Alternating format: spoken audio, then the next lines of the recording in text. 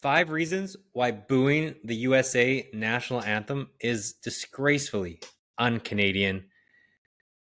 I'm a little bit embarrassed. I've lived in the US for 20 years. I have to defend Canada tooth and nail, sports, politically, everything. This is defenseless. Let's get into it. Number one, imagine if the USA booed the Canadian or any other national anthem. Canadians would go wild. Facebook would be littered with how rude and ignorant Americans are, blah, blah, blah. To me, being Canadian is a hockey game 10 years ago when the US anthem was being sung in Canada and the singer's mic got cut out. And Canadians sang the Star Spangled Banner because that's who we are, not this nonsense. Number two, Donald Trump is not every American or US vet. 400,000 Americans died in World War II next to us Canadians, making this country, this world, as free as it can be. Booing the anthem isn't just booing Trump, it's booing people who gave their lives to keep this world as it is, as good as it can be. Again, people who created the smartphone you're watching this on, people who created social media where you heard about this. It's the people who created electric vehicles to try and make this world a little bit cleaner. The Ukraine had billions of dollars given to it by the USA. There are 1.2 million Ukrainians living in Canada. And on and on. Yes, there are negative things about the USA, but there are many negative things about Canada. We have ridiculous tariffs in our own provinces between our own places. So why are we so concerned about one in an entirely different country?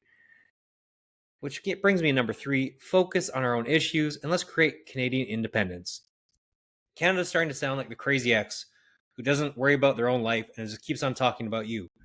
While Trump is a lot of bark, this tariff issue could maybe be a watershed moment for Canada.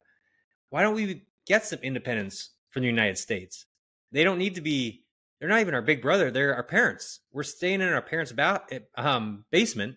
Let's move out. Let's be completely dependent from the United States for once. It'll be, I'm sure a few tough years as we find other trade partners or create some things on our own that the US helps us with. But we have every resource to be self-sufficient and not have to do anything with the US. This can be one of the greatest moments in our history. Let's take advantage of it. This negative could be such a positive. And natural resources, I'm not sure if you know this, but they're dwindling. Canada has a plethora of them compared to most places in the world. So we should have the high ground here. Let's use this. It's a positive thing, not a negative. Number 4, when did we become rude Americans? As Canadians, we pride ourselves on turning the other cheek.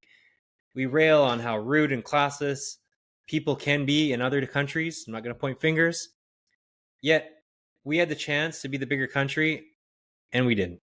We just booed the anthem because a president got under our skin. We were just posting Martin Luther King quotes a few weeks ago for his day. Darkness cannot drive out darkness. Only light can do that. And when we can finally put these words into action, we're not doing it. 5, and almost, this isn't most important, but on the sports front, this is bulletin board for the US. Imagine if this happened vice versa. Crosby would have all the boys rallied. You hear this? It's us against the world. It's us against the USA. They're booing our anthem, the disrespect. Let's go shut them the F up. And we would absolutely go and destroy the United States. So on the sports side, we're just hurting ourselves. If there's one amazing thing about the USA, it's that they come together when it matters, and the entire country will all of a sudden start caring about swimming or bicycling for the one time in 4 years. But they do it well when they come together. We don't need to wake the tiger or the lion. And number 6, I added one last one. Justin Trudeau is celebrating the booing. If he's the barometer for what's right and wrong, as the leader of the country we literally just kicked out, what are we doing here? It's time to let it go, be the bigger country as we are, and pride ourselves on being.